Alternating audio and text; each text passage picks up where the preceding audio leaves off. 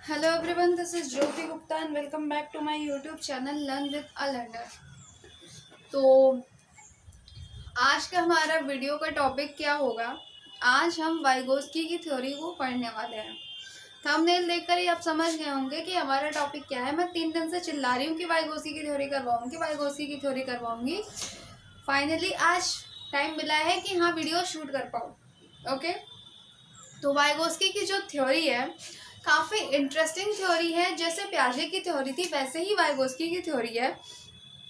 और प्याजे के क्या थॉट्स थे बच्चे के विकास को लेकर, उसके कॉग्निशन को लेकर, उसकी लैंग्वेज को लेकर, तो वो हमने पढ़ लिया। अब हम पढ़ेंगे कि अब हम पढ़ेंगे कि वाइगोस्की के क्या थॉट्स हैं बच्चे के विकास में, बच्चे के भाषा के विकास में, उसके संज्ञान के विकास में, उसके मेंटल डेवलपमेंट में वाइगोस्की क्या कहते हैं, उनके क्या विचार है, वो हम देखेंगे। तो स्टार्ट करते हैं आज का टॉपिक। सबसे पहले हम अपने टॉपिक को लिख लेते हैं।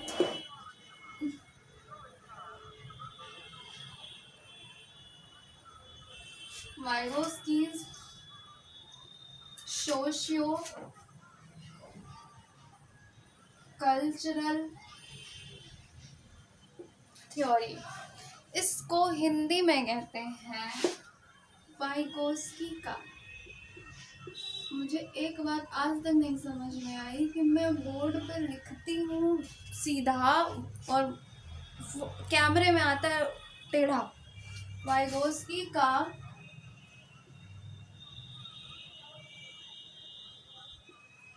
सामाजिक सांस्कृतिक सिद्धांत। तो थ्योरी में आगे बढ़ने से पहले हम ये जान लेते हैं कि वाइगोस्की कौन थे। वाइगोस्की कौन थे? He was an Russian psychologist. ये कौन थे? एक रशियन साइकोलॉजिस्ट थे और सोशल कंस्ट्रक्टिविस्ट थे। He was an Russian psychologist.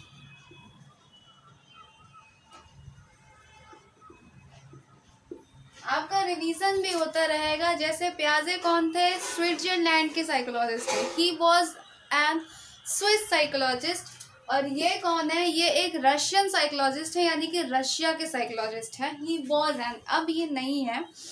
And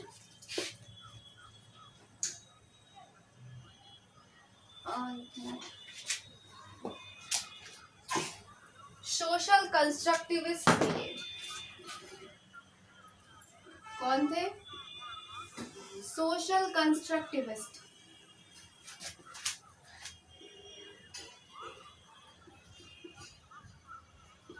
यानी कि सामाजिक रचनावादी। मुझे हिंदी रचनावादी तो लिखूंगा, सामाजिक रचनावादी।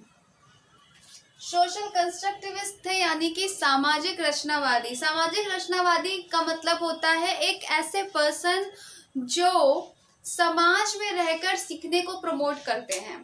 यानी कि जो ये कहते हैं कि बच्चा जो होता है वो समाज में रहकर सोशल इंटरेक्शन से सीखता है, समाज और संस्कृति से सीखता है, अपने आसपास रहकर सीखता है, यानी कि सोसाइटी में रहकर सीखता है। उन्हें हम सोशल कंस्ट्रक्टिविस्ट कहते हैं। इनका मेन फोकस किस पर है?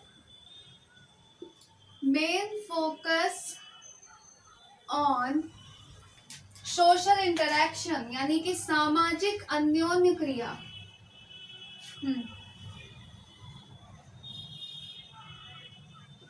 सोशल इंटरेक्शन यानी कि सामाजिक अन्योन्य क्रिया। कोऑपरेटिव लर्निंग यानी कि ग्रुप्स में सीखने को कहते हैं।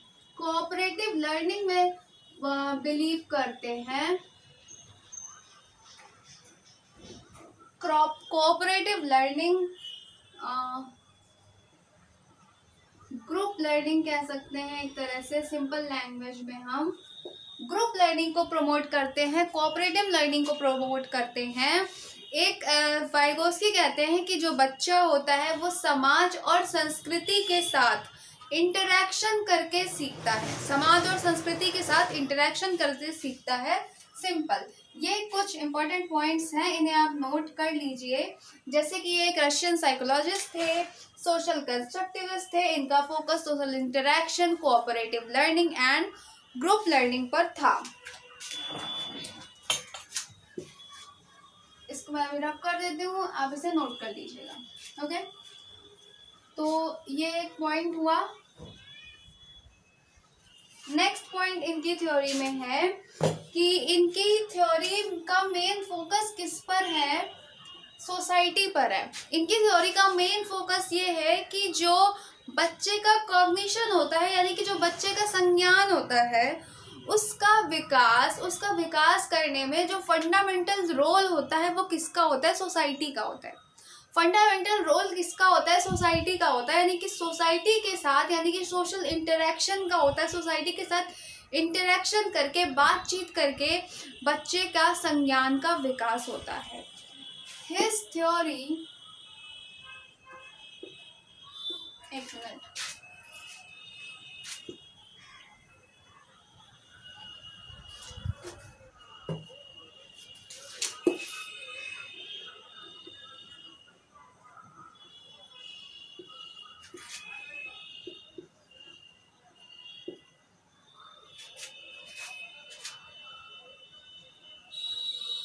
main emphasis on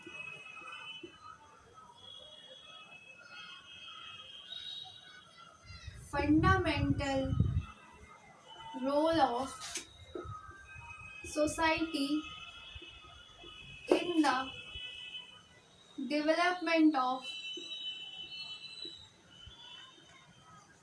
cognition। इनका मानना है कि जो बच्चे का संज्ञान है, जो उसका मेंटल स्किल है, जो उसका माइंड है, जो उसका ब्रेन है, उसमें उसके विकास में जो मेन रोल किसका होता है? सोसाइटी का होता है, कम्युनिटी का होता है, कल्चर का होता है। इनका मेन फोकस इस पर है। ठीक है, तो सिंपल हम मान लेते हैं कि इनकी थ्योरी किस चीज़ पर मेन फोकस करती है? सोसाइटी और कल्चर पर। इसलिए इनकी थ्योरी का एक नाम और है, ऑल्सो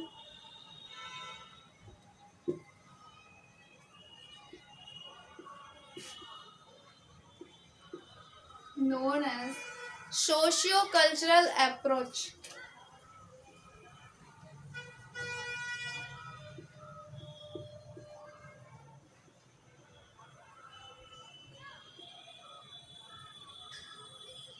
सोशियो कल्चरल अप्रोच भी कहते हैं इनकी थ्योरी को, क्योंकि इनका मेन फोकस किस पर है?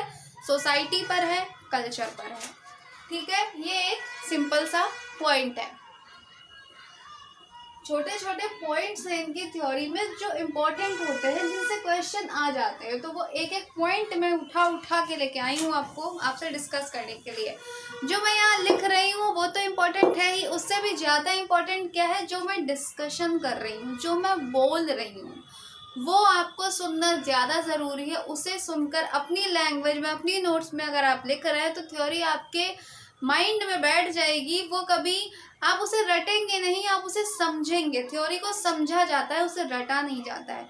तो आप सीधा सीधा समझेंगे कि किसका थॉट कैसा है, और आप कंपेयर कर पाएंगे कि पियाजे का क्या थॉट है और वाइगोस्की का क्या थॉट है। अगर आप मेरे जो डिस्कशन है, जो मैं बोल रही हूँ, अगर उस पर ध्यान दे रहे हैं और जो मैं लिख रही हूँ, उन दोनों पे ध्यान दीजिए, वो दोनों एक साथ, तो आपको काफ़ी प्रॉफिट होगा। ओके, अपोजिट थॉट वाइगोस्की ने एक अपोजिट थॉट दिया इन कंपेयर पियाजे। वाइगोस्की का थॉट क्या था? अपोजिट था। वाइगोस्की के कुछ थॉट जो थे वो पियाजे के कंपैरिजन में थोड़े अपोजिट थे। पियाजे क्या कहते थे? पियाजे कहते थे कि डेवलपमेंट प्रोसीड्स लर्निंग, यानी कि बच्चे का पहले विकास होता है और फिर वो सीखता है। अपोजिट थॉट ऑफ वाइगोस्की एक पॉइंट ये है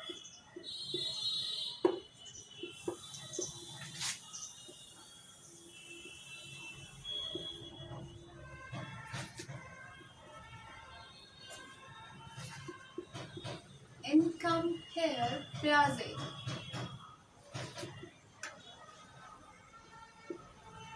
क्या था, पियाजे ने क्या कहा था, पियाजे का थॉट था कि डेवलपमेंट प्रीसीड्स लर्निंग।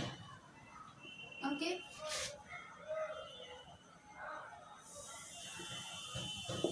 उनका मानना था कि पहले बच्चे का क्या होता है, विकास होता है और फिर वो सीखता है। पहले बच्चे का विकास होता है, यानी कि उसके संज्ञान का विकास होता है, उसकी भाषा का विकास होता है, फिर वो सीखता है। बट वाइगोस्की क्या कहते हैं, वाइगोस्की का थॉट क्या है कि लर्निंग प्रीसीड्स डेवलपमेंट, यानी कि बच्चा पहले सीखता है और सीखते सीखते उसका विकास होता है। और वाइगोस्की का थॉट क्या है, लर्निंग प्रीसीड्स डेवलपमेंट।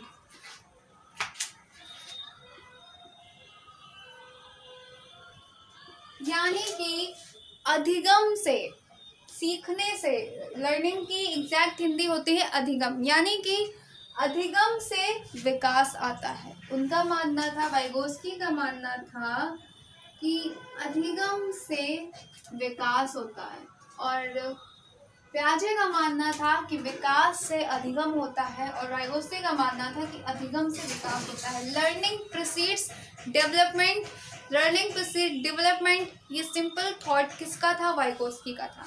ठीक है, और जो कुछ थॉट्स थे, जैसे कि पियाजे ने क्या किया था, उस पर एज और स्टेजेस पे बहुत ज़्यादा फोकस किया था। पियाजे ने एज और स्टेजेस पे बहुत ज़्यादा फोकस किया था, बट वाइगोस्की की थ्योरी में age and stages doesn't matter in Vygotsky theory.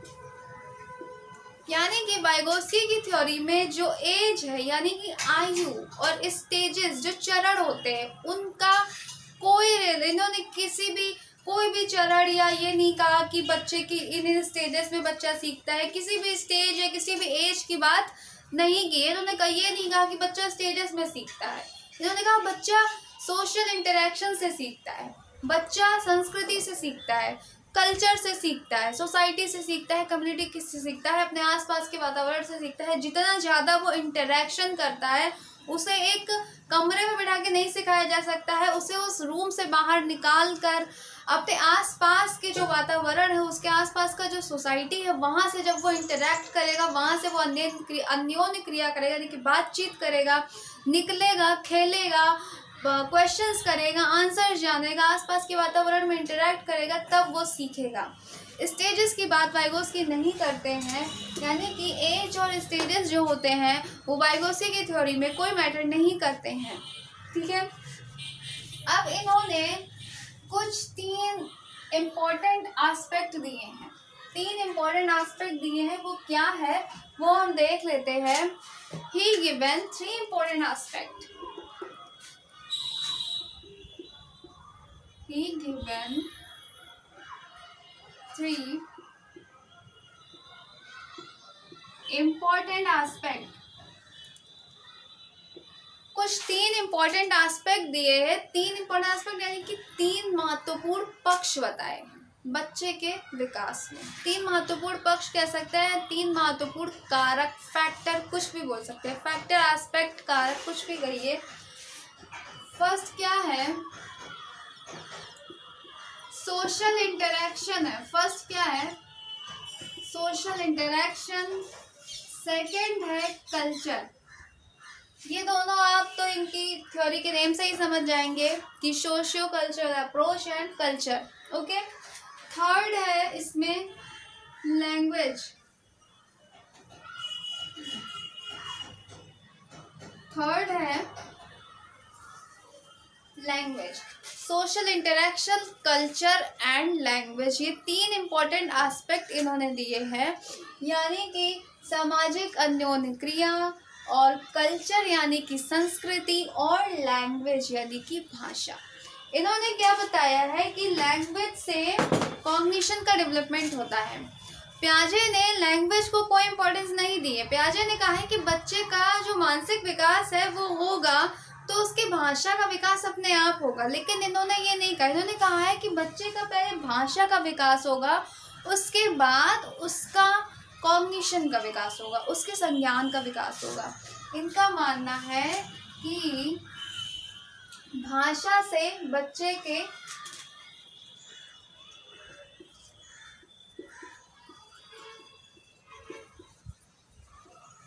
संज्ञान का विकास होता है।